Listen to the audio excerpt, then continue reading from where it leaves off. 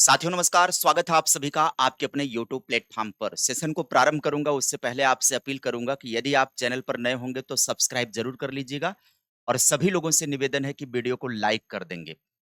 UP TET answer की जारी हो गई। आप सभी लोगों ने अपना आंसर की मिलाना भी शुरू कर दिया। बहुत सारे बच्चों को आंसर की मिलान करने में बहुत सारे संकटों का सामना करना पड़ रहा है। मैंने एक वीडियो डाला था जिसके नीचे बहुत सारे कमेंट आए हुए हैं कि सर जी मिलान नहीं हो पा रहा है। असल बात ये है कि आयोग ने एक मास्टर आंसर की जारी किया हुआ है। आप अपना रोल नंबर डाल करके, डेट ऑफ बर्थ डाल करके, जो आप ओपन कर रहे हो ना पेपर जिसमें आंसर लिखा हुआ है, वो ज़रूरी थोड़े है कि आपने जो पेपर भरा है सेम टू सेम उसी सीरियल से क्वेश्चन मिलेंगे। तो पहली गलती आप तो ये कर रहे हो कि सीरियल मिलान नहीं कर पा रहे हो। आप अपने पेपर में प्रश्न पढ़ो और जो मास्टर की आई हुई है, उसका प्रश्न पढ़ो, उस हिसाब से मिलान करके उत्तर का मिलान करो।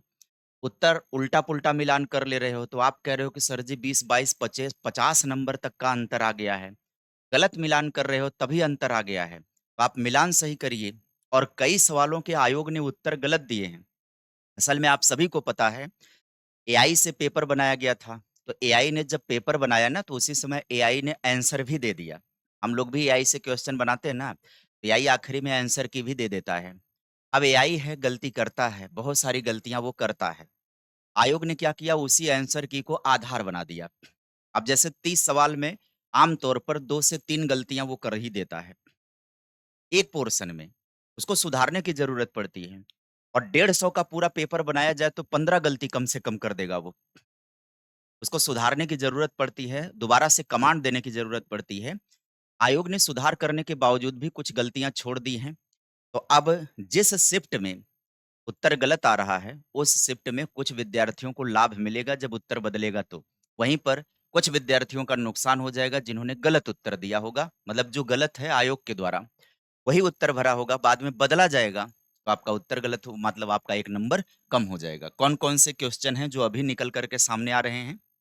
तो आज अखबारों में भी ये खबर आई हुई है कि टीईटी उत्तर कुंजी पर छात्रों ने उठाए हैं सवाल। उत्तर प्रदेश बीटीसी शिक्षक संघ के प्रदेश अध्यक्ष अनिल यादव सहित अन्य छात्रों का आरोप है कि उत्तर कुंजी में कई प्रकार की गलतियां हैं। फिलहाल कुछ टाइमलाइन की बात कर दें। उत्तर प्रदेश शिक्षा सेवा चयन आयोग के उप सचिव संजय सिंह ने कहा है कि यदि किसी अभ्यर्थी को मास्टर सेट की अनंतिम उत्तर कुंजी पर कोई आपत्ति है तो वह ऑनलाइन आपत्ति दर्ज कर सकता है।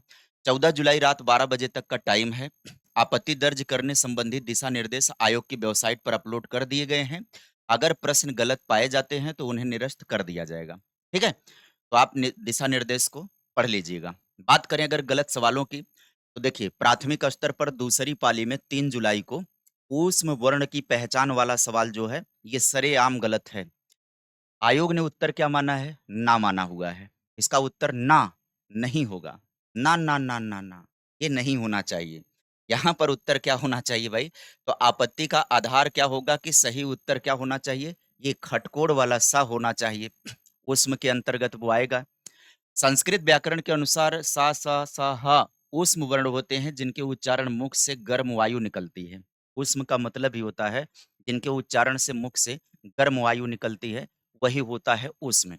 अब यहाँ पर ये प्रश्न गलत है। ये कहाँ आपको साक्ष्य मिलेगा? बहुत सारे बच्चे जो आपत्ति दे रहे हैं ना, वो गूगल पर सर्च मार रहे हैं, गूगल पर जो आ रहा है उसी का स्क्रीनशॉट लगा दे रहे हैं। भैया कुछ नहीं होगा स्क्रीनशॉट लगाने से। प्रामाणिक साक्ष्य चाहिए होता है। तो उसके लिए आपको क्या करना होगा? एससीईआरटी की इनकी स्वयं की किताबें लगा दीजिए या एनसीईआरटी में आप उठाइए। एनसीईआरटी निचले स्तर की किताबों को उठाइएगा व्याकरण की, उसमें मिल जाएगा। वही वाला फ़ोटो पृष्ठ खींच लीजिएगा जिस पर एनसीईआरटी का नाम दर्ज हो, वही आपत्ति के रूप में लगाइएगा। गूगल का स्क्रीनशॉट लगा देने से आपत्ति नहीं हो जाती है ना? उस पर कोई विचार नहीं किया जाएगा। दूसरे प्रश्न पर आ जाते हैं, तो एक है आपदा प्रबंधन को लेकर के सवाल बताया जा रहा है। कौन-सा? जूनियर स्तर पर 3 जुलाई को प्रश्न संख्या 146 जो है विवादित है, आपदा की सटीक परिभाषा को लेकर के।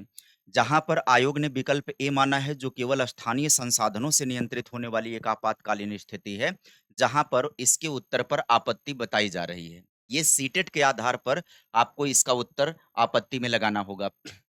सही उत्तर विकल्प सी होना चाहिए आपत्ति के आधार पर।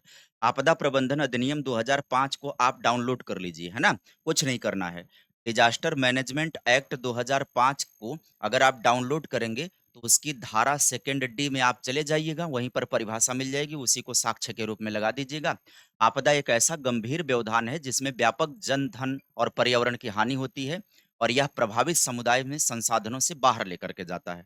तो इसी के अधिनियम की धारा 2 को अगर आप डाउनलोड कर देंगे, वहाँ पर अपलोड कर देंगे तो वो साक्ष्य के रूप में मान्य हो जाएगा। और वहीं पर बात करें जूनियर स्तर में प्रथम पाली 3 जुलाई के अंदर विवादित प्रश्न में तद्भव तत्सम के सही युग्म को लेकर के एक विवाद है कि केवल माता माँ को सही माना है आयोग ने। जबकि हरदेव बाहरी हो गए, डॉक्टर धीरेन्द्र वर्मा हो गए, भोलानाथ तिवारी की जो प्रामाणिक व्याकरण की किताबें होती हैं, मानक हिंदी व्याकरण की किताबें होती हैं, अग्नि, आग, अक्षी, आँख दोनों ही प्रमाणित युग्म हैं। अतः विकल्प सी और डी सही होने चाहिए। तो जहाँ पर 2 विकल्प सही हो जाएँगे, वहाँ पर क्या हो जाएगा? प्रश्न निरस्त कर दिया जाएगा, कॉमन नंबर सभी को दे दिया जाएगा। ठीक है? आगे बढ़िएगा। हिंदी मुहावरे में जूनियर स्तर पर प्रथम पाली में 3 जुलाई को प्रश्न संख्या 53 विवादित है, जिसमें एक आँख से देखना मुहावरे का अर्थ क्या बताया गया है? अंधाधुंध करना बताया गया है। सरेआम गलत है ये। एक आँख से ना देखने का मतलब क्या है? एक आँख से देखने का मतलब क्या हो जाएगा? तो वही बात हो जाएगा कि समान व्यवहार करना, ना देखना वहाँ पर दिया है। एक आँख से ना देखने का मतलब ये हो गया कि पक्षपात ना करना, है ना? सभी के साथ समान व्यवहार करना। ये एकदम क्लियर है कि ये आपको हरदेव बाहरीकृत बृहद हिंदी मुहावरा कोश में यही मिल जाएगा आप सभी को। वो प्रामाणिक साक्ष्य के रूप में उसको आप लगा सकते हैं या एनसीईआरटी, एससीईआरटी में भी आपको ये प्रूफ मिल जाएगा। उसके बाद बाल विकास में एक विवादित बच्चे ने हमको भेजा है कि खेल विधि के जनक पूछा था, तो शायद फ्रेडरिक फ्रोबेल बताया जा रहा है आयोग के द्वारा, जबकि विकल्प में हेनरी कार्लवेल्ड कुक भी है। विकल्प में ये भी नाम है हेनरी कार्लवेल्ड कुक और मैंने सॉल्व भी करवाया है जिसमें हेनरी कार्लवेल्ड कुक को उत्तर बताया है। खेल विधि का प्रयोग करने वाले जरूर हैं फ्रॉबेल, लेकिन खेल विधि के प्रतिपादक हेनरी कार्लवेल्ड कुक हो जाएंगे। वहां पर खेल विधि में वो किंडरगार्टन विधि के प्रतिपादक हैं फ्रॉबेल। ये आप सभी को मानक मनोविज्ञान और एससीईआरटी की पुस्तकों में कुक को संदर्भ दिया गया है। एससीईआरटी की किताब उठाएंगे शिक्षा मनोविज्ञान, वहाँ पर मिल जाएगा। शिक्षा शास्त्र उठाएँगे, वहाँ पर मिल जाएगा। एनसीईआरटी की क्लास 11th की उठा लेंगे, वहाँ पर प्रमाण मिल जाएगा और वो स्क्रीनशॉट प्रमाण के रूप में उसका फ़ोटो खींच करके आप अपलोड कर सकते हैं। और आगे गणित में भी एक बताया जा रहा है प्राथमिक स्तर पर समानांतर रेखाओं और तिर्यक रेखा की एक ही तरफ अंतःकोणों का योग कितना होता है, इसको लेकर के जो भी विकल्प माना गया है आयोग का विकल्प पर वो दबाव मतलब बताया जा रहा है कि गलत विकल्प है ना। विकल्पों में त्रुटि है, विकल्पों में त्रुटि होने के कारण उसमें क्या मिलना चाहिए? कॉमन अंक मिलना चाहिए।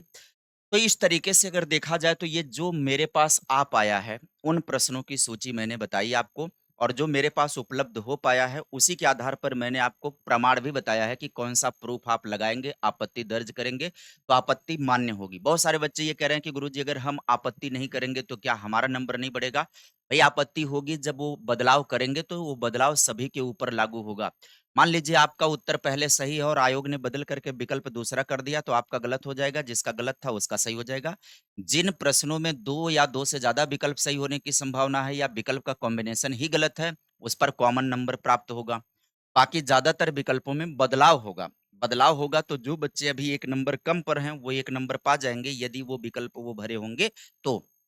मुलाकात करेंगे आपसे अगली वीडियो में। अगर आपके पास प्रश्नों की सूची है, आपको लगता है किसी प्रश्न में डाउट है, तो आप कमेंट बॉक्स में लिख दीजिएगा कि इस प्रश्न में डाउट है, आपको कहाँ से उसका साक्ष्य लगाना होगा, तो मैं आपको साक्ष्य बता दूँगा कि कहाँ से आप लगाएँगे, कौन-सी किताब होगी, मैं पूरी बात बता दूँगा।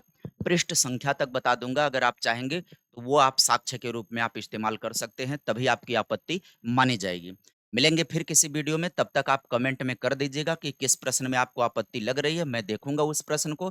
यदि वो जायज़ आपत्ति होगी तो मैं आपको बताऊँगा कि वो प्रमाण कहाँ पर मिलेगा, तो कमेंट ज़रूर करिएगा। आज के लिए बस सेशन को समाप्त करने की इजाज़त दीजिए, मिलते हैं नेक्स्ट वीडियो में। Bye bye, take care, thank you.